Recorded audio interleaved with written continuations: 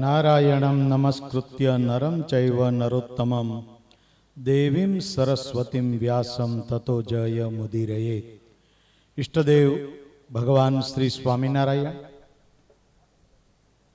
ચૈત્રી સમયા અંતર્ગત ચાલી રહેલ શ્રીમદ ભાગવત કથાના વક્તા મહોદય શ્રી શાસ્ત્રી સ્વામી નારાયણ ચરણદાસજી સ્વામી તેમજ જેમના માર્ગદર્શન આયોજનની સાથે જે આ ઉત્સવ ઉજવાઈ રહેલો છે એના માર્ગદર્શક પ્રેરણા સ્ત્રોત એવા સ્નેહી શાસ્ત્રી સ્વામી નવતમ પ્રકાશદાસજી સ્વામી તેમજ પૂજ્ય બાપુ સ્વામી હરિઓમ સ્વામી, વંદનીય સંતવૃંદ, યજમાન પરિવાર, વહાલા દરેક ભક્તો. વહાલા ભક્તો, ભગવાને બાંધેલી મર્યાદાઓ હોય, ભગવાને પસંદ કરેલી ભૂમિ હોય,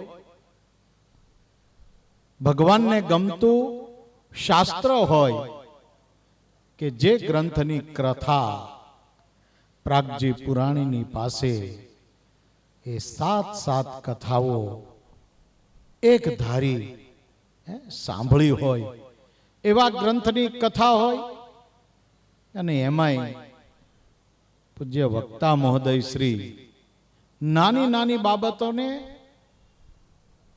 છણાવટ કરી અને લોકો કેમ સમજી શકે એ ગૂઢ રહસ્યો સાથે જે કથા સંભળાવી રહ્યા છે ને એ વક્તાને તાલીઓના નાદથી વધાવીશું. અત્યારે એક દારૂ મિષ્ટાન ખાવાનું મળે તો સુખ ન આવે, પણ ફરસાણ સ્વરૂપે હોય તો એટલી જ કેલેરી મળી જતી હોય. પણ આજે વડતાલ ધામની અંદર સ્વામિનારાયણ સંપ્રદાયમાં અમારા સાધુ સમાજની અંદર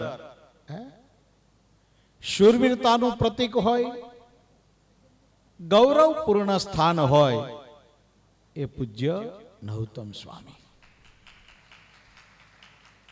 ભગવાનની પૂજા કરવી બહુ સારી, નિવેદ ધરાવવા, થાળ ધરાવવો, હાર ધરાવવા એ બહુ સારું, પણ અત્યારના વ્યવહારની અંદર, જનરેશનની અંદર બે હાથ વાળાને જે રાજી કરવો ને એ કઠણમાં કઠણ સાધન છે. જેમ ભગવાને કીધું કે પોતાના મનની વૃત્તિ ભગવાનમાં અખંડ જોડવીને એ કઠણ સાધન છે, એમ અત્યારના સમયની અંદર માણસને જે રાજી કરવો ને એ બહુ કઠિન હોય છે.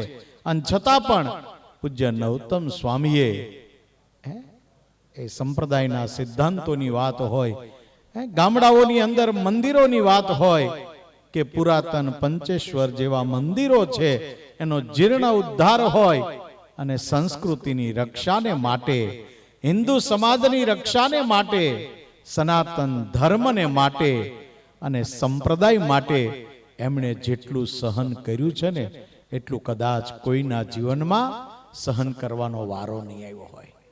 બસ વિશેષ નહીં વાત કરતા, આ ચૈત્રી સમયામાં જે ભક્તજનોએ તન મન ધનથી સેવા કરી છે અને સાથોસાથ ધોલેરા મદન મોહનજી મહારાજનો દ્વિશતાબ્દી મહોત્સવ આવતો હોય, એના અંતર્ગત વ્યાખ્યાન માળાઓ હોય, એની કથાઓ હોય અને એ મૂળ વાતને પોષણ આપવાની વાત તો એ પૂજ્ય નવતમ સ્વામીના ફાળે જતી હોય છે. એમના ગુરુજનોને પણ વંદન. હીરા ભગત, વાસુદેવ સ્વામી, સુરતની અંદર નારાયણ સ્વામી,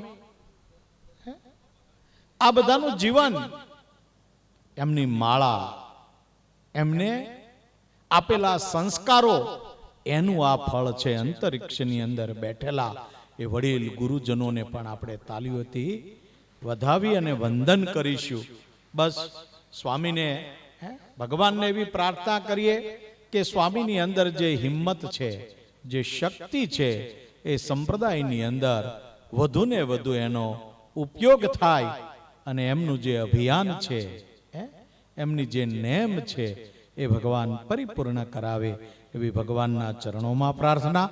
સર્વેત્ર સુખિનઃ સંતુ, સર્વે સંતુ નિરામયા, સર્વે ભદ્રાણિ પશ્યંતુ, મા કશ્ચિત દુઃખ ભાગ ભવેત. અસ્તુ. જય સ્વામિનારાયણ.